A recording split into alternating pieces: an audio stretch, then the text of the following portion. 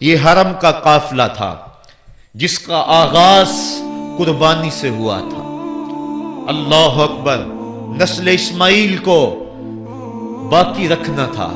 اللہ تعالیٰ نے اس کے لیے دمبا بھیج دیا، چونکہ حضرت اسماعیل علیہ السلام کی پیشانی میں نور مصطفیٰ چمک رہا تھا۔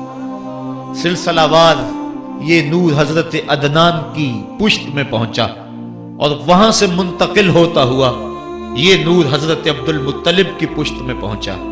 اللہ تعالیٰ نے انہیں 10 بیٹے عطا فرمائے۔ انہوں نے منت مانی تھی، اے اللہ اگر تو مجھے 10 بیٹے دے اور وہ جوان ہوں، تنو مند ہوں، تو میں ایک بیٹا تیرے راستے میں قربان کروں گا۔ جب حضرت عبداللہ جو کہ حضرت عبد المطلب کے چھوٹے فرزند تھے، ان کی عمر 18 سال ہوئی تو حضرت عبد المطلب کو اپنی منت یاد آئی۔ انہوں نے اپنے 10 بیٹوں کو بلایا، کہا بیٹا میں نے کعبہ کے رب سے یہ وعدہ کیا ہے کہ اللہ مجھے اگر 10 بیٹے دے گا تو میں ایک بیٹا اللہ کی راہ میں قربان کروں گا۔ اب تم بتاؤ تمہاری رائے کیا ہے؟ کہانی حرم کی پھر دوبارہ دہرائی جا رہی ہے۔ کہا رائے بتاؤ۔ 10 کے 10 بیٹوں نے گردن خم کر دی۔ کہا ایک بیٹے کو ذبح کرنا ہے۔ کہا جس کو چاہو۔ کہا نہیں، میں قرعہ ڈالتا ہوں۔ جب قرعہ ڈالا تو حضرت عبداللہ کے نام قرعہ نکل آیا۔ فرشتے پھر دم بخود تھے، مالک تو نے اس کی پشت میں امانت رکھی ہے اور آج اس کو بھی ذبح کیا جائے گا۔ کائنات پر پھر کوہرام مچنے لگا۔ حضرت عبد المطلب آستینے چڑھا رہے ہیں، ہاتھ کے اندر چھری ہے۔ یہ خبر پورے مکے میں پھیل گئی، سارے سردار دوڑے آئے۔ کہا عبد المطلب یہ رسم تو نہ ڈالو، اس کا ادا کرنا مشکل ہو جائے گا۔ کہا میں نے کعبے کے رب سے یہ منت مانی تھی اور اللہ نے وہ منت پوری کر دی۔ اب میں تو جب قرعہ نکالا تو میرے اس فرزند کے نام قرعہ نکل آیا، میں اس منت کو ہر صورت میں پورا کروں گا۔ لوگ اکٹھے ہو گئے، منت سماجت کر رہے ہیں، لیکن حضرت سیدنا عبد المطلب ہر صورت میں اپنی اس منت کو پورا کرنے کے لیے مصر ہیں۔ پھر کہا کہ حجاز کی حرافہ اس کے پاس چلتے ہیں اور جا کے اس کے سامنے یہ مسئلہ رکھتے ہیں۔ بعض نے لکھا کہ حجر کی کہنہ کے پاس جاتے ہیں۔ با اختلاف روایات وہ حجاز کی حرافہ کے پاس پہنچے۔ جب اس کا پتہ کیا تو وہ خیبر میں تھی، تو اس کے پاس سارے سردار اکٹھے ہو کے گئے کہ اس طرح ہمارے سردار نے منت مانی تھی تو اب وہ بیٹے کو ذبح کرنے کے لیے تیار ہے، تو تم بتاؤ کس کے بارے میں ہمیں کیا کرنا چاہیے۔ اس نے کہا کل آنا، میرا تابعی آئے گا تو میں اسے پوچھوں گی، جو مجھے کہے گا میں تمہیں بتا دوں گی۔ اگلے دن یہ سردار پھر اس حرافہ کے پاس پہنچے۔ اس نے کہا کہ میرا تابعی آیا تھا، پہلے تم یہ بتاؤ کہ تمہارے ہاں کسی شخص کی دیت کتنی ہے؟ جو شخص مقتول ہو اس کی دیت قاتل کتنی دیتا ہے؟ انہوں نے کہا 10 اونٹ۔ کہا جاؤ پھر ایک طرف 10 اونٹ رکھو اور ایک طرف عبداللہ کا نام رکھو اور قرعہ ڈالو۔ اگر 10 اونٹوں کی طرف قرعہ نکل آیا تو 10 اونٹ ذبح کر دینا، اور اگر عبداللہ کی طرف نام نکل آیا پھر دوبارہ 10 اونٹ ادھر اور رکھنا، 20 رکھنا، اور اس طرح اونٹ 10-10 بڑھاتے جانا۔ جب قرعہ عبداللہ کے نام سے ہٹ کر اونٹوں کی طرف نکلا تو پھر اتنے اونٹ ذبح کر دینا۔ میرے تابعی نے یہی حل بتایا ہے۔ کہا ٹھیک۔ آئے اور آ کے ساری بات سنائی۔ 10 اونٹ ایک سمت رکھے گئے اور حضرت عبداللہ کا نام ایک سمت رکھا گیا۔ جب قرعہ نکالا تو حضرت عبداللہ کے نام نکلا۔ پھر 20 اونٹ رکھے گئے، پھر قرعہ نکالا تو حضرت عبداللہ کے نام نکلا۔ پھر 30 اونٹ رکھے گئے، قرعہ حضرت عبداللہ کے نام نکل رہا ہے۔ 40 اونٹ رکھے گئے، 50 رکھے گئے، 60، 70، یہاں تک کہ 100 اونٹ رکھے گئے۔ 100 اونٹ جب ادھر ہو گئے، اب قرعہ نکالا تو اونٹوں کے نام نکل آیا۔ سارے خوش ہو گئے کہ اب قرعہ اونٹوں کے نام نکل آیا، عبداللہ کی جان بچ گئی۔ لیکن حضرت عبد المطلب فرمانے لگے کہ میں ایسا نہیں کروں گا۔ کہا کیا کرو گے؟ کہا ایک مرتبہ نکلا ہے، 3 مرتبہ قرعہ ڈالو۔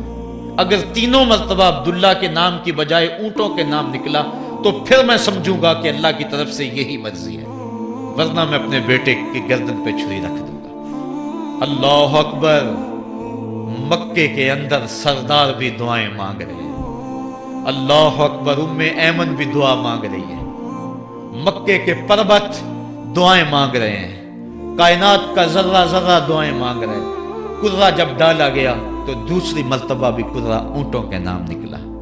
اب تیسری مرتبہ جب قرہ ڈالا گیا تو ہر ایک کا دل دھڑک رہا ہے۔ حضرت عبد المطلب تیار ہیں، کہا اگر تیسری مرتبہ بھی قرہ اونٹوں کے نام نہ نکلا تو میں اپنے بیٹے کی گردن پہ چھری پھیروں گا، چونکہ میں نے کعبے کے رب سے منت مانی ہوئی ہے۔ جب تیسری مرتبہ قرہ ڈالا گیا تو وہ بھی اونٹوں کے نام نکلا۔ 100 اونٹ ذبح کر دیے گئے۔ حضرت عبداللہ جو کہ حضور کی امانت کے امانت دار تھے، ان کی زندگی محفوظ ہوئی۔ حضور علیہ السلام فرمایا کرتے تھے آنا ابن الذبیحین، لوگوں میں 2 ذبیحوں کا بیٹا ہوں، ایک ذبیح اسماعیل علیہ السلام ہے اور ایک ذبیح میرے والد حضرت عبداللہ رضی اللہ تعالیٰ عنہ۔ جلدی سے حضرت عبداللہ کی شادی کی گئی۔ حضرت آمنہ سلام اللہ علیہا آپ سے نکاح ہوا، شادی کو ابھی چند ماہ ہی گزرے تھے کہ حضرت عبداللہ رضی اللہ تعالی عنہ شام کی طرف تجارت کی غرض سے گئے۔ واپس جب مدینہ طیبہ پہنچے تو ان کی طبیعت خراب ہو گئی، تو وہ چند لمحے چند دن وہاں رک گئے۔ قافلہ بھی رکا لیکن طبیعت سنبھل نہیں رہی تھی، قافلے والے انہیں وہاں چھوڑ آئے اور واپس آ گئے۔ کچھ دنوں کے بعد خبر پہنچی کہ حضرت عبداللہ رضی اللہ تعالیٰ عنہ کا مدینے میں انتقال ہو گیا ہے۔ حضور علیہ السلام شکم مادر میں، فرشتوں نے کہا مالک تیرے نبی تو شکم مادر میں یتیم ہو گیا۔ اے اللہ تیرا نبی تو شکم مادر میں یتیم ہو گیا۔ آواز آئی آنا حافظہ و آنا ناصرہ و آنا کافلہ، تم کیوں پریشان ہوتے ہو؟ میں اس کی حفاظت بھی کروں گا، اس کی مدد بھی کروں گا، اس کی کفالت بھی کروں گا۔ حضرت آمنہ سلام اللہ علیہا کے دل میں یہ خیال تھا کہ میں اپنے شوہر نامدار، جس کے چہرے کو ابھی میں نے جی بھر کے دیکھا بھی نہیں تھا، اس کی قبر پہ جاؤں، لیکن جو امانت تھی اس امانت کے تقاضے ان کو اس سفر سے روکتے رہے، حتیٰ کہ حضور کی ولادت ہوئی۔ آقا کریم کی عمر جب 6 سال ہوئی تو اب ان کے دل میں یہ جذبے اور یہ احساس اجاگر ہوا اور یہ جذبہ بڑھ گیا کہ میں جاؤں اور اپنے شوہر نامدار کی قبر پہ حاضر ہوں۔ حضرت آمنہ سلام اللہ علیہا آپ اپنے نونہال فرزند کو لے کر ام ایمن جو کہ حضرت عبداللہ کی کنیز تھیں ان کو لے کر آپ پہنچے مدینہ المنورہ۔ کچھ عرصہ گزارا۔ اللہ کے محبوب علیہ السلام کو کسی یہودی نے دیکھا تو اس نے یہ خبر گرم کر دی کہ وہ جو موعود نبی ہے جس کا وعدہ ہماری سابقہ کتابوں میں ہے وہ یہی ہے۔ لوگ جوق در جوق دیکھنے آنے لگے تو حضرت آمنہ پریشان ہوئی اور جلدی سے وہ مکے کی طرف عازم سفر ہوئی۔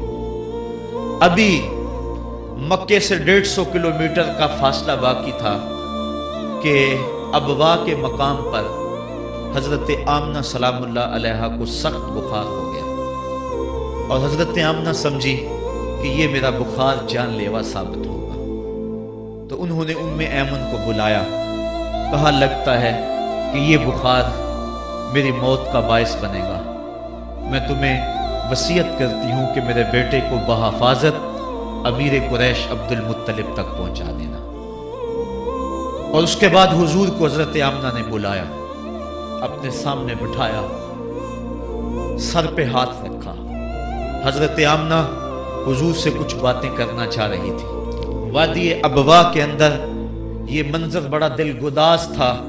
حضرت آمنہ نے حضور کے سر پہ ہاتھ رکھا اور روتے ہوئے کہا، آنکھیں چھلکنے لگی، کہا بیٹا ہر نئی چیز نے پرانی ہو جانا ہے اور ہر باقی نے فنا ہو جانا ہے، میں بھی جا رہی ہوں وذکر باک و ولدت طہرا، لیکن سنو میرا ذکر نہیں مٹے گا، میں تیرے جیسا پاکیزہ بیٹا چھوڑ کے جا رہی ہوں۔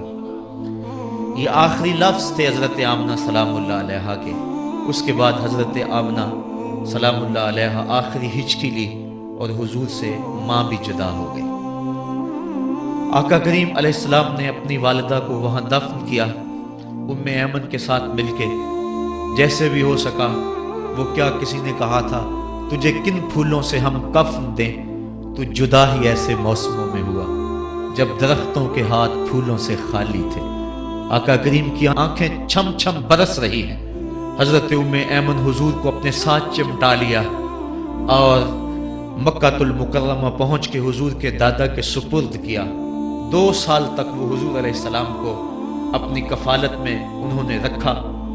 کعبۃ اللہ کے سائے میں ان کی مسند بچتی تھی، اور ان کے بیٹوں میں سے اور قوم کے کسی فرد کو یہ ہمت نہیں ہوتی تھی کہ اس مسند کے اوپر بیٹھے، دور ہٹ کے بیٹھتے تھے، لیکن حضور جب آتے تو اس مسند کے اوپر چڑھ کے بیٹھ جاتے۔ حضور کے چچا اور حضور کے دیگر عزیز و اقارب کہتے کہ بیٹا نہ چڑھو، تو حضرت عبد المطلب کہتے رہنے دو، یہ بڑی شان والا بیٹا ہے۔ ان سے محبت کرتے، ان کو اپنے ساتھ سلاتے۔ 8 سال کی حضور کی عمر ہوئی کہ امیر قریش کا بھی انتقال ہو گیا۔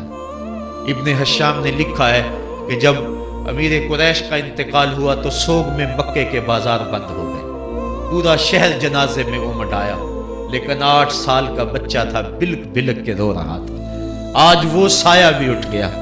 پھر چچا کی کفالت میں گئے، اور انہوں نے جس انداز سے کفالت کی اور محبتوں کا ثبوت دیا، وہ الفتوں کی ایک لمبی داستان ہے۔ 40 سال کی عمر ہوئی تو اللہ تعالیٰ نے حضور علیہ السلام کو نبوت کی ذمہ داریوں کے اعلان اور لوگوں تک پیغام حق کے ابلاغ کا حکم دیا۔ آقا کریم علیہ السلام جب پیغام حق لے کر میدان میں آئے تو گلی کوچوں اور بازاروں کے اندر مخالفتیں، نکتہ چینیاں، ناموافق حالات کے جکڑ اور مخالفتوں کی آندیاں چلنے لگیں۔ ابھی آپ سن رہے تھے کہ حضرت بلال حبشی کے ساتھ کیا سلوک کیا جاتا رہا، کس انداز کے ساتھ ان کے سینے پہ پتھر رکھ دیا جاتا۔ حضرت خباب بن ارت کے ساتھ کون سا سلوک کیا جاتا رہا، کون کون سے دکھ تھے جو روانہ رکھے گئے۔ حضرت زنیرہ، ان کے گلے کے اندر کوڑا ڈال کر کوڑے کی رسی کو تاؤ دیے گئے، یہاں تک کہ ان کی آنکھیں باہر آ گئی اور آنکھوں کی روشنی جاتی رہی۔ ابو جہل بولا اب بلانا اپنے محمد کو جو تیری آنکھوں کی روشنی کو واپس کرے۔ زنیرہ نے ہاتھ پھیلا لیے اور کہا عرش کے رب، میں ان آنکھوں کا نور کیا، میرے بدن کے ٹکڑے ٹکڑے ہو جاتے، کبھی بھی تیرے سے زندگی نہ مانگتی، لیکن اب تیرے نبی کی عزت کا سوال ہے، میری آنکھوں کی روشنی واپس کر دے۔ روایات میں آتا ہے کہ اللہ نے حضرت زنیرہ کی آنکھوں کی روشنی واپس کر دی۔ تکلیفیں آئیں، دکھ آئے۔ مکے کے چوک کے اندر حضرت سمیہ کو نیزہ مار کر ابو جہل نے شہید کیا۔ یہ اسلام کی پہلی شہیدہ تھی جن کا خون مکے کے ریگزار کے اندر گرا۔ حضرت یاسر کو شہید کیا گیا۔ یہ حضرت عمار ابن یاسر کے والد تھے، اور سمیہ حضرت عمار ابن یاسر کی والدہ ماجدہ تھی۔ حضرت عمار ابن یاسر کو تختہ سیتم پہ رکھا گیا اور انہیں کوڑوں سے ان کی تواضع کی گئی۔ آقا کریم آئے، عمار ابن یاسر دکھوں اور اذیتوں میں سے 2-4 تھے۔ آقا کریم نے سر پہ ہاتھ رکھا اور کہا صبرن آل یاسر، صبرن آل یاسر، ان موعدکم الجنہ۔ کہا آل یاسر صبر کرو، آل یاسر صبر کرو، میں تمہیں جنت کا وعدہ دیتا ہوں۔ تکلیفیں آئیں، دکھ سہے۔ اس راستے کے اندر مکے کی گلیوں میں حضور کے ساتھ جو سلوک ہوا کون بھول سکتا ہے۔ کبھی کانٹے بچھ رہے ہیں، کبھی حضور کی راہوں میں گڑھے کھودے جا رہے ہیں، کبھی اوجریاں ڈالی جا رہی ہیں بدن اطہر کے اوپر۔ ابو لہب اپنے گھر کا کوڑا اٹھا کر حضور کی دہلیز پہ ڈال جاتا ہے۔ عقبہ بن ابی معیط حضور کے گلے کے اندر کپڑا ڈال کے اس کو تاؤ دیتا ہے۔ حضور فرماتے ہیں جتنے دکھ اس نے مجھے دیے کسی نے نہیں دیے۔ اذیتوں کی داستانیں رقم ہو رہی ہیں۔ آقا کریم علیہ السلام کے شفیق چچا بھی انتقال کر جاتے ہیں۔ جب گھر آتے تو اپنی زوجہ حضرت خدیجہ الکبریٰ سے دکھڑے کہتے، وہ بھی انتقال کر جاتی ہے۔ اس سال کا نام عام الحزن رکھا جاتا ہے، دکھوں کا سال، مصیبتوں کا سال۔ آقا کریم بہت دل برداشتہ ہوئے قوم سے، پھر سوچا چل طائف چلتا ہوں اور طائف والوں کو پیغام حق دیتا ہوں، شاید میری آواز پر وہ لبیک کہہ دیں۔ 1 مہینے کا سفر کر کے حضرت زید بن حارثہ کو ساتھ لے کر طائف پہنچے۔ ان کے 3 سردار تھے، عبد یالیل بن عمر، حبیب بن عمر اور مسعود بن عمر۔ ان کے پاس جا کر پیغام حق دیا، کہا تمہاری بھلائی کا سندیشہ لے کر بڑی دور سے چلا ہوں، میری دعوت کو قبول کر لو، دنیا میں بھی کامیابی، آخرت میں بھی کامرانی تمہارا مقدر ہوگی۔ یہ دعوت پیش کی۔ انہوں نے کہا کہ ہم تمہاری دعوت کو مسترد کرتے ہیں۔ ایک بولا کہ اور کوئی زمانے میں بندہ نہیں تھا جس کو نبوت ملتی، تجھے ملنی تھی۔ کسی نے کچھ کہا، تانے دیے، دل دکھایا حضور کا۔ آقا کریم نے فرمایا اس فعلتم ما فعلتم فاکتموا علیہ، تم نے جو مجھ سے کہا سو کہا، تم نے جو میرے ساتھ سلوک کیا وہ تمہاری مرضی، اتنا میرے سے وعدہ کرو کہ یہ بات کہ میں تمہارے پاس آیا ہوں دعوت دین دینے کے لیے، تمہیں پیغام حق دینے کے لیے، اس کو پوشیدہ رکھو گے، مخفی رکھو گے، تاکہ مکے والے میرے دشمن ہیں، اور جب انہیں پتا چلا کہ طائف گئے ہیں تو وہ طائف والوں نے بھی دعوت قبول نہیں کی تو وہ تمسخر کریں گے، مجھے نشانہ تضحیک بنائیں گے، لہذا جو کہا سو کہا، اپنے اندر اس بات کو راز رکھو۔ انہوں نے کہا کہ ہم کیوں راز رکھتے پھریں؟ انہوں نے افشا کیا، بلکہ اوباشوں کے ہاتھوں میں پتھر دیے۔ حضرت ام المومنین سیدہ عائشہ صدیقہ رضی اللہ تعالی عنہ، محبوب کائنات، کہتی ہیں کہ ایک دن میں نے حضور سے پوچھا کہ آقا احد کے دن سے سخت دن بھی کبھی زندگی میں آپ پر آیا ہے؟ فرمایا ہاں عائشہ، جب طائف کے بازاروں میں تیری قوم نے مجھے پتھر مارے تھے تو یہ دن احد کے دن سے بھی سخت تھا۔ حضور فرماتے ہیں جب میں طائف سے باہر نکلا تو ان کے غنڈے 2 رویا کتاروں میں کھڑے تھے، ہاتھوں میں پتھر، اور میں درمیان سے گزرنے لگا تو وہ میرے پاؤں پہ پتھر مارتے، میں پاؤں اٹھا لیتا تو دوسرے پاؤں پہ پتھر مارتے، پھر میں شدت درد اور احساس کرب سے بیٹھ جاتا تو ان کے 2 غنڈے آگے بڑھتے، مجھے کندھوں سے پکڑ کے اٹھاتے اور پھر مجھے پتھر مارتے۔ فرمایا اے عائشہ یہ دن احد کے دن سے بھی سخت تھا جب تیری قوم نے طائف کے بازاروں میں مجھے پتھر مارے۔ آقا کریم علیہ السلام احد کے اندر جب حضور کے چچا شہید ہوئے، وہ دن بھی تاریخ اسلام کا دردناک دن ہے۔ آقا کے سر پہ پٹی بندھی ہوئی تھی، آنکھوں میں آنسو تھے، اور بار بار پوچھتے تھے ما فعل امی، میرے چچا کی بات سناؤ۔ جب بتایا گیا حضور حضرت حمزہ شہید ہو گئے ہیں تو آقا کریم ان کی لاش پہ گئے، دیکھا کہ ان کا پیٹ چاک ہے، ان کی ناک کاٹ دی گئی ہے، ان کی زبان کاٹ دی گئی ہے، ان کا دل نکال لیا گیا ہے، ان کی آنکھوں میں نیزے چبھوئے گئے ہیں اور ان کے کان کاٹ لیے گئے ہیں۔ آقا کریم کی آنکھوں میں اشک تھے، اور آقا کریم ما فعل امی، میرے چچا کا کیا ہوا؟ آقا کریم اپنی زبان پہ یہ لفظ لا رہے تھے، اور پھر جب حضرت صفی آئیں اور ان کے پاس 2 کفن کے ٹکڑے تھے، 2 کفن کے کپڑے تھے، جب حضرت امیر حمزہ کو کفن دیا جانے لگا، کہا 7 انصاری کی لاش پڑی ہوئی ہے، کہا انہیں بھی کفن دو، میرا حمزہ 2 کپڑوں میں اور اسے 1 کپڑا بھی نصیب نہ ہو، محمد عدل کرنے آیا ہے، انصاف کرنے آیا ہے۔ اب جب کپڑے پھیلائے گئے تو 1 کپڑا لمبا تھا، 1 کپڑا چھوٹا تھا۔ عرض کی حضور یہ جو بڑا کپڑا ہے یہ امیر حمزہ رضی اللہ تعالیٰ عنہ کو دے دیں اور چھوٹا انصاری کو دے دیں۔ کہا نہیں، میں انصاف کرنے آیا ہوں، قرعہ ڈال لو کس کے حصے میں کون سا کپڑا آتا ہے۔ اور جب قرعہ ڈالا گیا تو چھوٹا کپڑا حضرت امیر حمزہ کے حصے میں آیا اور بڑے کپڑے میں اس انصاری صحابی کو کفن دیا گیا۔ اب وہ کپڑا جب حضرت امیر حمزہ کا سر ڈھانپتے تھے تو پاؤں ننگے ہو جاتے، پاؤں ڈھانپتے تو سر ننگا ہو جاتا۔ آقا کریم فرمایا کپڑا سر کی طرف کر دو اور ازخر گھاس لے کر پاؤں کی طرف ڈال دو۔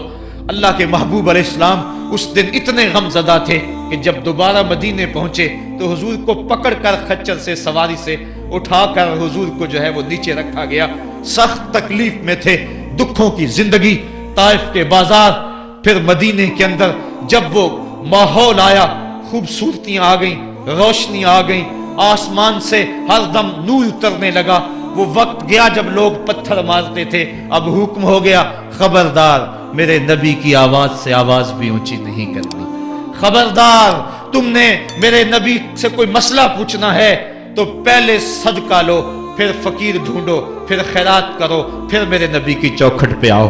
तुम्हें पता चले कि किस चौखट पे आ रहे हैं, किस दर पे आ रहे हैं। आका करीम अलैहिस्सलाम इस माहौल के अंदर घर में खुश हैं, आंगन में खुशियां हैं, फूल खिले हुए हैं। हजरत इब्राहीम अलैहिस्सलाम हुजूर के शहजादे हुजूर की रान पे बैठे हुए हैं। हजरत इमाम हुसैन भी दौड़ते दौड़ते आए और वो भी हुजूर की एक रान पे बैठ गए। हुजूर कभी हुसैन को देखते हैं, कभी अपने फर्जंद को देखते हैं, कभी हुसैन को देखते हैं, कभी हुसैन के मामू को देखते हैं। हजरत इब्राहीम और हजरत इमाम हुसैन रज़ी अल्लाह ताला अन्हु दोनों को देखकर अल्लाह के महबूब खुश हो रहे हैं। फरिश्ता ने इज़्न मांगा, आका करीम ने इज़्न दिया। उसने अर्ज की, हुजूर इन दो में से एक का इख्तियार है, एक को एक के बदले में कुर्बानी देना होगी। अब कुर्बानियों की वो हरम से जो दास्तां चली थी वो तसलसल टूटने नहीं पा रहा है, वो तसलसल जारी है। हुजूर ने एक नजर हजरत इब्राहीम को देखा और फिर एक नजर हुजूर ने हजरत इमाम हुसैन को देखा, फिर हुसैन को पकड़ के सीने से लगाया और कहा, मैं अपने इस बेटे पे अपने इस बेटे को कुर्बान कर रहा हूं। चंद दिन के बाद हजरत इब्राहीम का इंतकाल हुआ। हुजूर को जब खबर पहुंची, आका करीम की आंखें आंसू बरसा रही थी। वायना रसूलुल्लाह तदमान, हुजूर की आंखों में आंसू जारी थे और हुजूर अपने बेटे के सरहाने बैठे, पेशानी पे हाथ रखा, कहा, बेटा आंखें रो रही हैं, दिल गमज़दा है, लेकिन जुबान से वही कहूंगा जिससे रब राजी होगा। लैसा मिन्ना मन ज़रबल खुदूदा व शक्कल जुयूबा व दाबिदा वल जाहिलिया, जो गिरेबान नोचता है, मुंह पे थप्पड़ मारता है, सीना को भी करता है, कहा हमारे साथ उसका कोई ताल्लुक नहीं है। आंखों का गम और दिल का गम रहमान की तरफ से है, हाथों का गम और जुबान का वावेला ये शैतान की तरफ से है। कहा, बेटा आंखें रो रही हैं, दिल गमज़दा है, लेकिन जुबान से वही कहूंगा जिससे रब राजी होगा। अब इमाम हुसैन हुजूर की गोद में खेलते हैं, कभी हुजूर अपनी जुबान उनके मुंह में दे रहे हैं, कभी हुजूर उसको अपने कंधों पे सवार करा रहे हैं। किसी सहाबी ने कहा, कितनी अच्छी सवारी मिली। कहा, सवारी देख रहे हो, सवार भी तो देखो। कभी सजदे में है तो हुसैन पुश्त पे आके सवार हो जाते हैं। आका सजदे को तूल दे रहे हैं। हजरत उसामा बिन ज़ैद रज़ी अल्लाह ताला अन्हु फरमाते हैं, रात काफी बीत चुकी थी, मैं हुजूर के दर पे गया। सहाबा हुजूर के दर पे चौखट पे दस्तक नहीं दिया करते थे, हुजूर की चौखट पे लग के बैठ जाते। आका करीम अपनी मर्जी से आते, सहाबा दुखड़ा कह लेते, कहानी कह लेते, जो पूछना था पूछ लेते। लेकिन अगर कभी हालत नागुज़ीर होती, कभी इमरजेंसी हालात बनते, तो सहाबा अपनी उंगलियों के पोरों के साथ हुजूर के दरवाजे पे दस्तक देते। काना तुकरहु अबवाबुन नबी बिल अज़ाफ़िर। अल्लाहु अकबर। हुजूर तशरीफ लाए, हुजूर से हाजत कही। ये 14वीं सदी की मुसीबत है कि नबी से मांगना नहीं चाहिए। अगर नबी से नहीं मांगना तो किससे मांगे? और कौन सी चौखट है जिस दर पे झोली फैलाएं? कौन सा दवारा है जहां कशकोल फैला के कहें कि हमारी झोली भर दी जाए? और जितने भी सहारे हैं सुबक करते हैं। इज्जत नफ्स बढ़ाता है सहारा तेरा, हर आसरा जलील करता है, नबी का आसरा बंदे को सर बुलंद करता है। हजरत उसामा बिन ज़ैद कहते हैं, मेरी हाजत पूरी हो गई, लेकिन मैंने क्या माजरा देखा। जब हुजूर गुफ्तगू कर रहे हैं, दौराने गुफ्तगू अल्लाह के महबूब कंबल ओढ़ के यूं ही आ गए थे। हुजूर के दाएं बाएं से हरकत का एहसास होता है, जिस तरह अंदर कोई चीज है। मेरी हाजत पूरी हुई तो मुझसे ना रहा गया, मैंने पूछ लिया। मैंने कहा, बंदा नवाज, ये क्या माजरा? आप कंबल ओढ़ा हुआ है और अंदर से किसी की हरकत का एहसास है। फक्का शाफा, हुजूर ने कंबल को खोल दिया। फायजल हसनो वल हुसैन अला वारे कहे, तो एक पहलू से इमाम हसन लिपटे हुए थे, एक से इमाम हुसैन लिपटे हुए थे। कहा, ये मेरे बेटे हैं, ये मेरी बेटी के बेटे हैं। ऐ अल्लाह, मैं इनसे प्यार करता हूं, तू भी इनसे प्यार कर, और जो इनसे प्यार करे मेरे मालिक, तू उससे भी प्यार कर। और एक दिन फरमाया, हुसैन व मिन्नी व अना मिनल हुसैन, लोगो हुसैन मुझसे है और मैं हुसैन से हूं। लम्हे बीतते गए, फिर वो जान गुदाज लम्हे भी आए जब सहाबा की चीखें निकल रही थी, जब मस्जिद नबवी उजड़ रही थी, जब हुजरा आशा के अंदर अल्लाह के महबूब अपने रब के यहां जाने की तैयारियां कर रहे थे, जब सैयदा फातिमा के लबों पे ये लफ्ज थे, सुब्बत अलैया मसाइबुन लो सुब्बत अलल अर्द सिरना लयालिया, मेरे ऊपर इतनी मुसीबतें पड़ी, अगर ये दिनों पे पड़ती तो वो भी काली रातें बन जाते। हुजूर अलैहिस्सलाम का जब जस्द अतहर उठा तो सहाबा की जो हालत थी वो इस अंदाज से कि सहाबा के कलेजे फट रहे थे, रूहें गदास हो रही थी। एक हाथ उठा के दुआ मांग रहा था, अल्लाहुम्मा अज़हिब बसरी हत्ता ला अरा बाद हबीबी मुहम्मदिन अहदा, ऐ अल्लाह मुझे अंधा कर दे, मुझे अंधा कर दे, मुझ मेरी आंखों की बिनाई उचक ले, तेरा महबूब तहे मजार चला गया, मैंने आंखों की रोशनी को क्या करना है। वो दिन भी आए, हजरत सैयदना सिद्दीक अकबर का कलेजा भी पिघल रहा है, वो भी गमे रसूल में रो रहे हैं, सहाबा तड़प रहे हैं। वो ऊंटनी गस्बा नामी ऊंटनी जिस पे हुजूर सवारी करते थे, वो हजरत फातिमा के दरवाजे के ऊपर सर रख के रो रो के मर गई। जब महबूब नहीं रहे तो हमने जी के क्या लेना है। कायनात उजड़ गई, जहान में जो है वो हर समत अंधेरा ही अंधेरा छा गया, लेकिन रोशनी के टमटमाते हुए चिराग आज भी रोशन हैं, जिनको देखकर मुस्तफा याद आते हैं। लोग इन शहजादों को देख लेते हैं और हुजूर की याद को ताज़ा कर लेते हैं। वक्त गुजरता गया, फिर वो लम्हे भी आए कि जब हजरत इमाम हसन को जहर दिया गया और आपका कलेजा कट कट के कई सौ हिस्सों में बाहर आया। आपसे आखिरी लम्हे हजरत इमाम हुसैन ने पूछा कि मेरे भाई कोई वसीयत। कहा बेटा कूफे वालों से बच के रहना, उनके दगे से बच के रहना। लम्हे बीत गए, 60 हिजरी को यजीद तख्त नशीन हुआ, तख्त नशीन हो गया था, लेकिन उसने ये चाहा कि हजरत इमाम हुसैन रदी अल्लाह ताला अन्हो मेरे लिए बैत कर दें, और उसने मदीने के गवर्नर वलीद बिन उकबा को खत लिखा, और खत का मजमून ये था कि इमाम हुसैन को बुलाओ और मेरे लिए बैत लो, और अगर वो बैत नहीं देते तो इस खत के जवाब के साथ उनका सर भेज दो। वलीद बिन उतबा मुहिब्बे अहले बैत था, उसने रात की काफ़ी तारीकी के अंदर हज़रत इमाम हुसैन रज़ी अल्लाह ताला अन्हु को पैगाम भेजा। हज़रत इमाम हुसैन ने हज़रत अब्दुल्ला इब्न ज़ुबैर से मशवरा किया। उन्होंने कहा इस वक्त गवर्नर का बुलाना खैर नहीं, सुबह जाएंगे। आप फरमाया नहीं मैं भी जाता हूँ। कुछ सवारों को साथ लिया, कहा तुम बाहर खड़े हो जाना दारुल अमारत के, अगर मैं आवाज़ दूँ तो तुम दीवार फलांग के अंदर आ जाना। वलीद बिन उतबा के पास इमाम हुसैन पहुंचे। आपने कहा कि सुनाओ क्या मामला है। तो उसने कहा कि ये खत है जो यजीद ने भेजा है। आपने फरमाया कि मैं सुबह बताऊंगा। वलीद बिन उतबा ने कहा ठीक है। इमाम हुसैन पलटने लगे तो मरवान बिन हक्म जो पास बैठा हुआ था गवर्नर के, कहने लगा ये चले गए तो दोबारा हाथ नहीं आएंगे, अब मौका है, अब इनको पकड़ लो और इनसे जबरदस्ती बैत ले लो। ये बात हजरत इमाम हुसैन के कानों में पड़ी। आप पलटे, न्याम से तलवार निकाली, हैदरी के छार से मोहम्मदी शेर निकल आया, और हजरत इमाम हुसैन रज़ी अल्लाह ताला अन्हु ने उस वक्त जो जुमले कहे, तारीख के औराक के अंदर वो जुमले महफूज हैं। हजरत इमाम हुसैन ने कहा अय्युहल अमीर, ए अमीर तू जानता नहीं हम कौन है। इन्ना मादिनुर रिसाला व महबतुल वही व मुख्तलिफुल मलाइका, मैं वो हूं जिसके घर में जिब्रील आता था, हमारे घर में वही उतरती रही है। व Yazid Ibnul Muawiya रजुलुन फासिकुन फाजिरुन कातिलुन नफ्से मोलिनुन bill Fiske शारिबुल Qamar व मिसलुना ला युबायिउ। कहा और यजीद शराबी है, यजीद मुसलमानों का कातिल है, यजीद फास्के मोलन है। ए अमीर मेरे जैसा शख्स छुपकर बैत नहीं कर सकता। अल्लाह अकबर। हजरत इमाम हुसैन ने जब ये बात कही, जो बाहर लोग खड़े थे वो भी चाको चौबंद हो गए। उसने कहा हुजूर आप जाइए। मरवान मशवरे देता रहा, लेकिन हजरत इमाम हुसैन को गवर्नर मदीना ने कहा कि आप जाइए।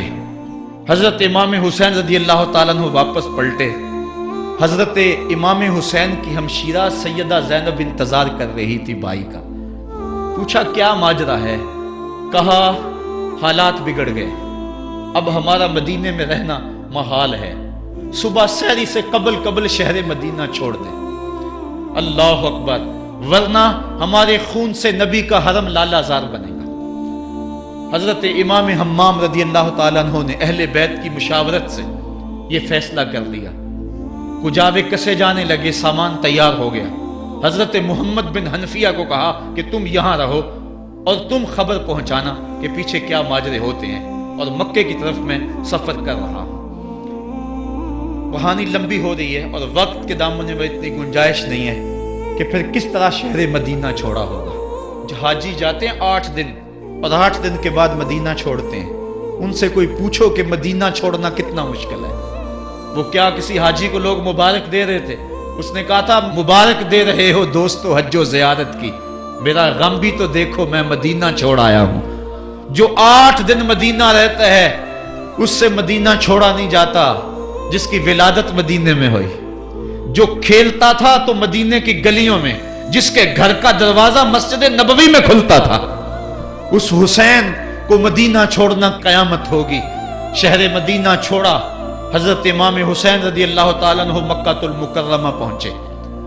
وہاں رمضان گزرا، حالات وہاں بھی بگڑتے گئے، مسلسل خط آتے رہے کوفے سے۔ کہانی طویل ہے۔ 8 ذو الحج کو حضرت امام حسین رضی اللہ تعالیٰ عنہ کوفے کی طرف عازم سفر ہوئے۔ حضرت عبداللہ ابن عمر، عبداللہ ابن عباس رضی اللہ تعالیٰ عنہما اور دیگر صحابی ہاتھ جوڑ کے کھڑے ہو گئے، بلکہ حضرت عبداللہ ابن عباس نے تو یہاں تک کہہ دیا کہ میں دیکھ رہا ہوں کہ وہاں تمہیں شہید کیا جائے گا، آپ اگر ضرور جاتے ہیں تو ان بچوں کو چھوڑ دیں۔ حضرت امام حسین فرماتے میرے غم گسارو، میرے پیارو مجھ کو نہ روکو، مجھ کو جانے دو، مجھے نانے کے دین کی ڈوبتی کشتی بچانے دو۔ میں جاتا ہوں کہ دنیا پر وفا کا نام رہ جائے، میں رہوں نہ رہوں پر عظمت اسلام رہ جائے۔ میں نہیں جاتا تو نبی کے گھر کی آن جاتی ہے، لوگوں تمہارا دین جاتا ہے، میری غیرت ایمان جاتی ہے۔ کہا مجھے جانا ہوگا۔ 8 ذو الحج کو لوگ کعبہ کی طرف آ رہے ہیں اور کعبہ دلہن کی طرح سنورا ہوا ہے، طواف کرنے والوں کا جھرمٹ ہے، حاجی حج کرنے آ رہے ہیں، لیکن حضرت امام حمام کسی اور حج کی تیاری کر رہے ہیں۔ کسی نے کہا حج تو کر جائیں، اتنی مرتبہ مدینے سے پیدل چل کے آئے اور آج تو مکہ المکرمہ میں موجود ہے۔ کہا پیچھے ہٹو، جو حج میں کرنے جا رہا ہوں وہ نوکھا ہوگا، وہ نرالا ہوگا۔ تم بھی طواف کرو گے، میں بھی طواف کروں گا، تم طواف کعبۃ اللہ کا کرو گے اور میں خیموں کا طواف کروں گا۔ ایک حج تمہارا ہے، ایک حج میرا ہے، تم بوسے لوگے کس کے حجر اسود کے، میں اپنے فرزند کا منہ چوموں گا۔ لوگوں ایک طواف تمہارا ہوگا، ایک طواف میرا ہوگا، تم آب زمزم پیو گے، میں پیاسا رہوں گا، اور تم کبھی صفا پہ کبھی مروہ پہ دوڑو گے، میں کبھی علی اکبر کی لاش اٹھانے جاؤں گا، کبھی میں قاسم کی لاش اٹھانے جاؤں گا، کبھی اون و محمد کے تڑپتے ہوئے لاشوں کو اٹھانے جاؤں گا۔ لوگوں ایک حج تمہارا بھی ہے، ایک حج میرا بھی ہے۔ جب تم حج کر لو گے تمہاری سائی مکمل ہو جائے گی تو تم سر مڈا کے حرام کھول دو گے، اور جب میری سائی مکمل ہو جائے گی تو میں سر کٹا کے حرام کھول دوں گا۔ تم سفید حرام پہنو گے، میں سرخ حرام پہنوں گا، اور وہ حج قیامت تک کے آنے والے حجوں کی آبرو ہوگا۔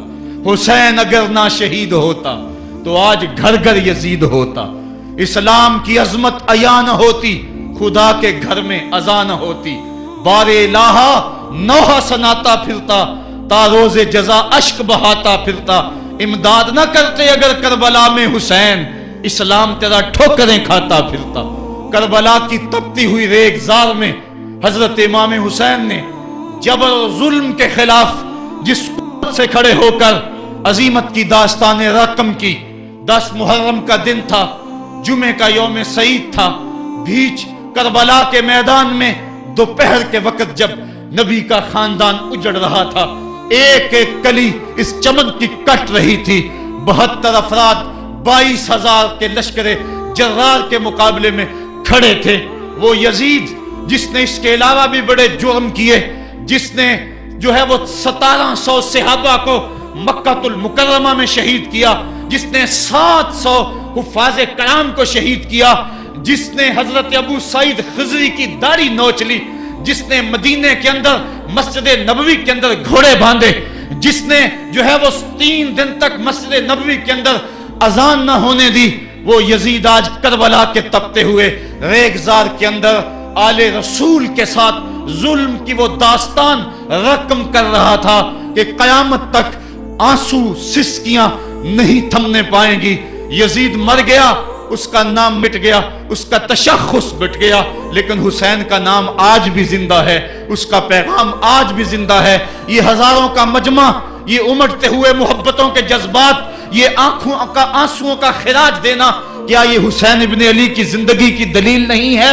کون ہے جو یزید کا نام لیتا ہو؟ آج اگر کوئی یزید کا نام لیتا بھی ہے تو سر جھکا کے لیتا ہے۔ میں کہتا ہوں کیسا تمہارا لیڈر ہے جس کا نام لینے سے قبل شرمندہ ہوتے ہو، جس کا نام لیتے ہوئے شرمندہ ہوتے ہو، جس کا نام لینے کے بعد پسینہ پسینہ ہوتے ہو۔ تم اپنے قائد اور لیڈر کا نام لیتے جھجکتے ہو، گردن جھکا کے دائیں بائیں دیکھ کے نام لیتے ہو، اور جب ہم نام اپنے آقا کا لیتے ہیں سر اٹھا کے لیتے ہیں۔ اے حسین ابن علی تم پر سلام۔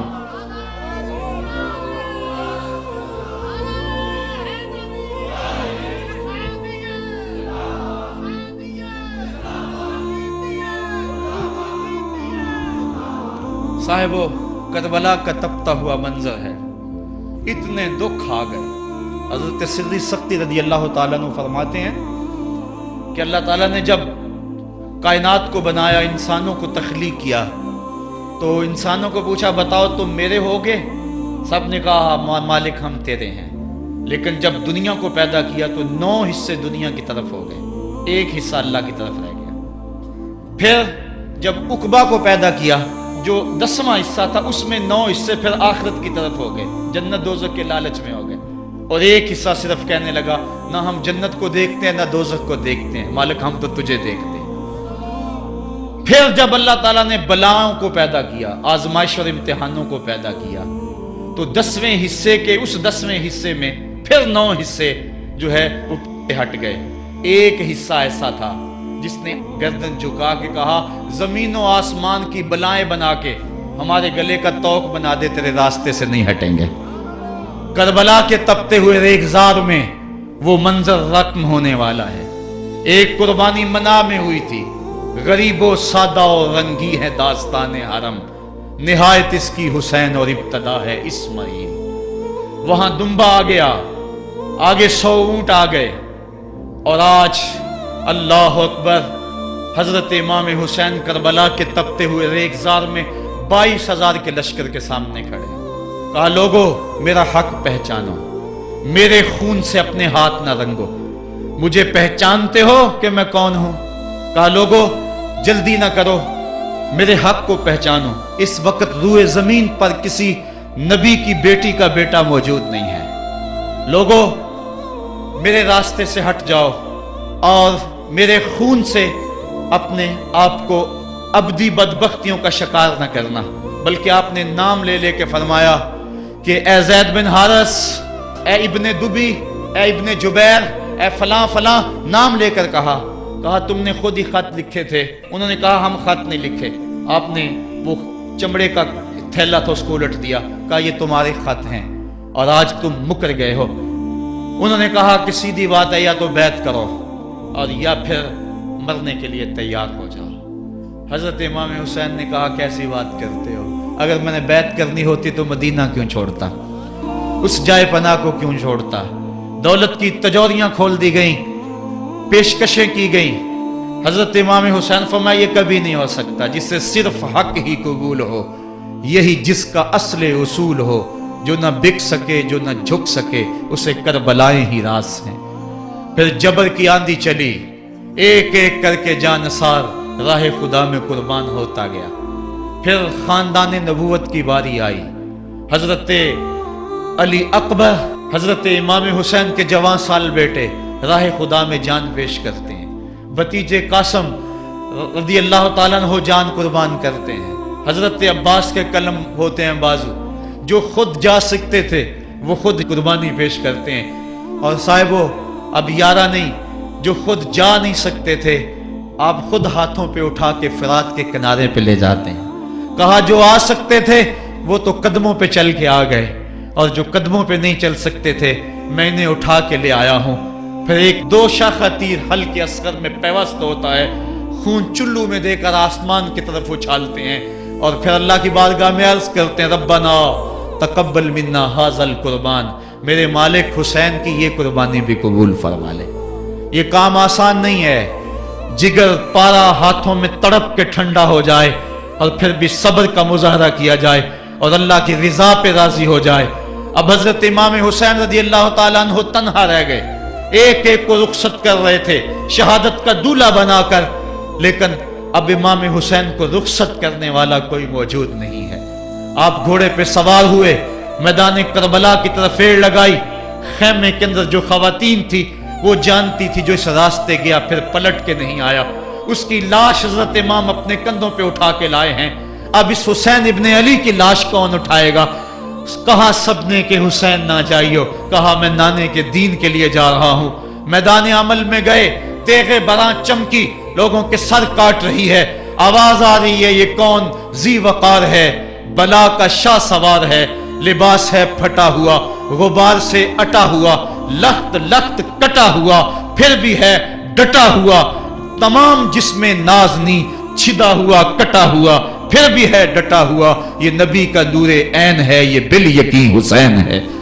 हुसैन इब्ने अली ने करबला के तपते हुए रेगजार के अंदर वो अजीमत की दास्ताने रकम की और फिर बोछार तीरों की, एक तन्हा सैयद ज़ादा और हजारों तीर चारों समत से उनके ऊपर बरसने लगे। किसी ने नेजा मारा, किसी ने तीर मारा।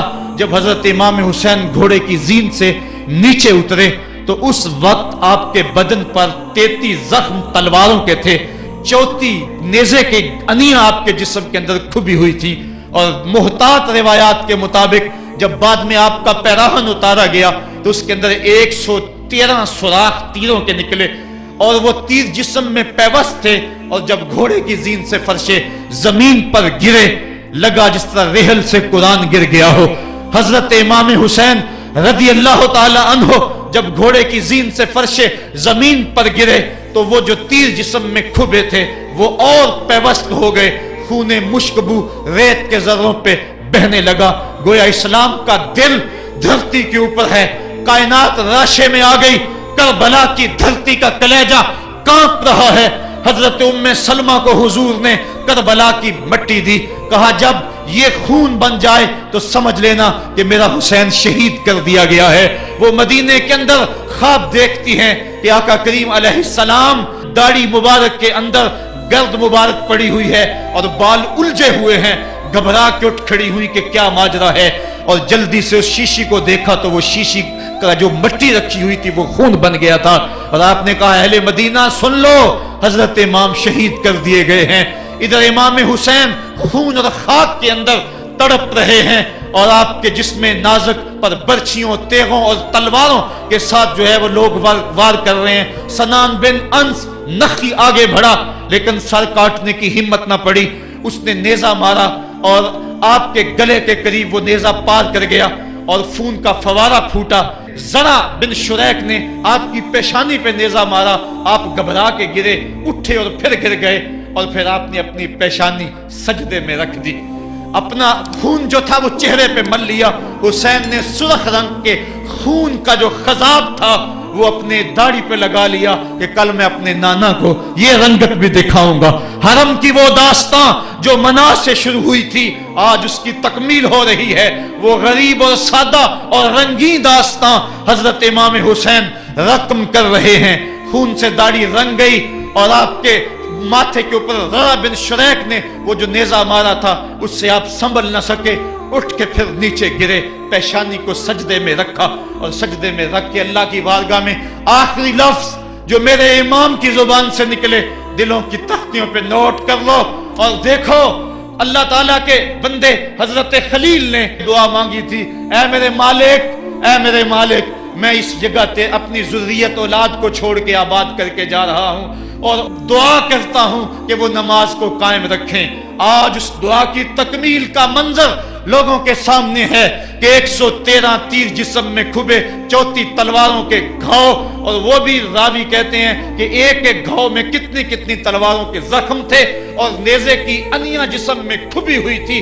آپ کے کلیجے کے اندر نیزے کی انی کو توڑ دیا گیا تھا۔ اس موقع پہ حضرت امام حسین رضی اللہ تعالی عنہ نے اپنے آپ کو سنبھال کے پیشانی کو ریت کے اوپر رکھا، اور اللہ کی بارگاہ میں آخری لفظ حضرت امام حسین کے لبوں پہ جو مچلے خون نکل رہا تھا، اور خولی بن یزید آگے بڑھ کے سر انور کو جدا کرنے کی تیاریاں کر رہا تھا۔ سنان بن انس آگے بڑھا لیکن کپ کپا کے پیچھے ہو گیا۔ خولی بن یزید آگے بڑھا، وہ بھی پیچھے ہو گیا۔ پھر شمر آیا، اور شمر آپ کے جسم نازک کے اوپر بیٹھ گیا۔ حضرت امام حسین نے جب دیکھا تو اس کے بدن کے اوپر برس کے پھل بیری کے نشان تھے، تو حضرت امام حسین کی زبان سے نکلا، صدق اللہ و صدق رسول اللہ، میرے آقا میرے اللہ نے سچ کہا۔ اس نے کہا کیا سچ کہا؟ کہا ایک دن میں حضور کی خدمت میں حاضر تھا تو حضور نے فرمایا تھا میں دیکھ رہا ہوں ایک چتکبرا کتا میری اولاد کے خون میں منہ مار رہا ہے۔ آج میں دیکھ رہا ہوں کہ مصطفیٰ کریم کا وہ فرمان جو ہے وہ پورا ہو رہا ہے۔ وہ غصے میں آیا، امام جلدی اپنی پیشانی سجدے میں رکھی اور اللہ کی بارگاہ میں امام کے آخری لفظ تھے، اللہم رضن بقضائک وصبرن علی بلائک تسلیما لامرک سبحان ربی الاعلی سبحان ربی الاعلی سبحان ربی الاعلی۔ مالک بھائی بیٹے بھتیجے بھانجے جانصار آیان و انصار سب کچھ لٹا کے، عباس کے بازو کٹا کے، جو جا سکتے تھے انہیں بھیج کے، جو جا نہیں سکتے تھے خود اٹھا کے لے جا کر کے، عباس کے بازو قلم کروا کے، یہ خیمے کے اندر بچیاں یتیم ہو گئی ہیں، سہاگ اجڑ گئے ہیں، میرے مالک سب کچھ لٹا کے نبی کا گھر اجڑ گیا، ایک ایک پتی گر گئی، جن کو بلایا گیا تھا آج ان کی میزبانی تیروں تلواروں اور نیزوں سے ہوئی، لیکن مالک تو دیکھا میری زبان پہ ہائے نہیں آئی، میں نے اف تک نہیں کی، زخم پہ زخم کھا کے جی، خونے جگر کے گھونٹ پی، آہ نہ کر لبوں کو سی، یہ عشق ہے یہ دل لگی نہیں، یہ محبت ہے۔ یہاں لوگ مصلوب بھی ہوتے ہیں، یہاں لوگ سولی بھی چڑھتے ہیں، حکم ہوتا ہے خبردار اگر آہ بھی کی تو صابروں سے نام کاٹ دوں گا۔ کہا مالک اللہم رضن بے قضائے کا، جو تقدیر تھی میں اس پہ راضی ہو گیا، وصبرن علی بلائے کا، مالک تو نے دیکھا میں نے صبر بھی کیا، تسلیماً لامرے کا، مجھے مالک اعتراض بھی کوئی نہیں، جو تیرا حکم تھا میں نے اس کو تسلیم بھی کر لیا، سبحان ربی الاعلی۔ مالک تو بڑا ہے تو بڑا ہے۔ حسین سب کچھ لٹا کے، بچے کٹا کے، بازو کٹا کے، گھر اجاڑ کے مالک تیری بارگاہ میں حاضر ہو رہا ہے، اور اتنا کچھ کرنے کے باوجود بھی تیرے پہ راضی ہے۔ میرے مالک تو بھی بتا، تو بھی حسین پہ راضی ہوا ہے یا کہ نہیں ہوا ہے؟ تو بھی حسین پہ اب راضی ہوا ہے کہ نہیں ہوا؟ آواز آئی، اس پیاسے پر علی شیر خدا کو ناز ہے، اس نواسے پر محمد مصطفیٰ کو ناز ہے۔ اوروں نے بھی سجدے کیے پر اس کا عجب انداز ہے، اس نے وہ سجدہ کیا جس پر خدا کو ناز ہے۔ اے حسین ابن علی تم پر سلام، میرے ساتھ مل کے کہہ دو، اے حسین ابن علی تم پر سلام، اے حسین ابن علی تم پر سلام۔ یہی وقت تھا جب خاندان نبوت لٹ رہا تھا، دوپہر کا وہی سما، وہی لمحے، ان ہواؤں کو ہاتھ جوڑ کے کہو ہمارا سلام کربلا والے آقا کے حضور پہنچا دے، اور عرض کرو اے حسین ابن علی تم پر سلام، نازش آل نبی تم پر سلام، تم پہ لاکھوں رحمتیں لاکھوں سلام، اے شہیدان محبت کے امام، لالا گوں لالا بدن لالا کفن، اے چمن اندر چمن، زندگی ہی زندگی تیری حیات، اے حیات اندر حیات، افتخار ملت بیضا ہے تو، رب کعبہ کی قسم یکتا ہے تو، فخر کا دل میں دریچہ باز کرنا چاہیے، جن کا تو آقا ہے ان کو ناز کرنا چاہیے۔ ہم واہ حسین والے ہیں، آ حسین والے نہیں ہیں۔ واہ حسین تیری عظمتوں کو سلام، کو ہمالیہ کا کلیجہ بھی پھٹ جاتا، شک ہو جاتا، لیکن اتنے زخم کلیجے پر جوان بیٹے کی لاش کو کندھوں پہ اٹھا کے لانا کوئی مذاق تو نہیں ہے۔ حضرت امام حسین نے جبر کے خلاف کھڑے ہو کر قیامت تک کے لیے کہ راہ عمل چھوڑا۔ حضرت اقبال خراج پیش کرتے ہیں، آ امام عاشقاں پورے بطول، سروے آزاد دبستان رسول، اللہ اللہ بائے بسم اللہ پدر، مانائے ذبح عظیم آئے بسر، سرخ رو عشق غیور از خونہو، شوخی این مصرع از مضمونہو، تا قیامت قطع استبداد کرد، موج خونہو چمن ایجاد کرد۔ اقبال کہتا ہے کہ عشق غیور کے چہرے پہ جو سرخی اور بانکپن ہے وہ حسین ابن علی کے خون کا صدقہ ہے۔ قیامت تک کے لیے جبر کے خلاف جتنی بھی قومیں اٹھیں گی اور جتنے بھی لوگ میدان عمل میں آئیں گے، میں ہر سال کہا کرتا ہوں کہ سب کا قائد حسین ابن علی ہوگا۔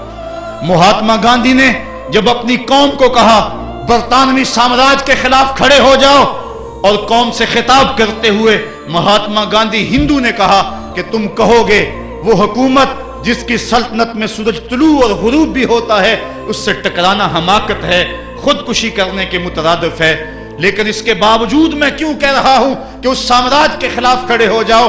مہاتما گاندھی نے کہا تھا اس لیے کہ میرے سامنے حسین ابن علی کا کردار موجود ہے۔ آج پوری دنیا کے اندر ظلم اور جبر کی ہوائیں چل رہی ہیں، اور اس وقت امت مسلمہ کو کردار حسین ادا کرنے کی ضرورت ہے۔ اگر ہم نام حسین ابن علی کا لیں اور کرتوتیں اور لچھن سارے یزید والے ہوں تو یہ لفظ لفظ، حرف حرف اور قدم قدم حضرت امام حمام سے منافقت ہے۔ اور اگر میں نام حسین لیتا ہوں تو گھر بھی اجڑ جائے، حق کا پرچم کبھی نہ گرنے دوں۔ میں اور آپ اس عزم کے ساتھ میدان عمل میں اتریں۔ ادارۃ المصطفیٰ کسی تنظیم کا نام نہیں، یہ ایک فکر کا نام ہے، ایک تحریک کا نام ہے، ایک مشن اور ایک انقلاب کا نام ہے، یہ روحوں میں ہلچل پیدا کرنے کے جذبوں کا نام ہے، یہ مصطفیٰ کریم کے در پہ سلامی دینے کا نام ہے، یہ اپنا سب کچھ مصطفیٰ جان رحمت پہ قربان کر دینے کا نام ہے۔ آؤ ادارۃ المصطفیٰ کے پلیٹ فارم پہ آپ میدان عمل پہ نکلیں۔ حضرت امام حسین نے اسلام کے گرتے ہوئے پرچم کو تھام لیا، اور جبر کی آندھیوں کے مقابلے کے اندر بھی اس پرچم کو خم نہیں ہونے دیا۔ آج میں اور آپ ان کا مشن، ان کی فکر لے کر میدان عمل میں نکل آئیں، قرآن کا پھریرا بنا کر، قرآن کا پرچم ہی سینوں میں تھام کر، اہل بیت کی محبت اپنے سینوں میں لے کر میدان عمل میں نکلیں اور قرآن کی دعوت گھر گھر دیں۔ اور اب رکنا نہیں، اب تھمنا نہیں، فردوس میں جا کے دم لینا، آفاق کے ہر ہر گوشے میں قرآن سنا کے دم لینا۔ اب یہ اٹھنے والے قدم آگے بڑھتے رہیں۔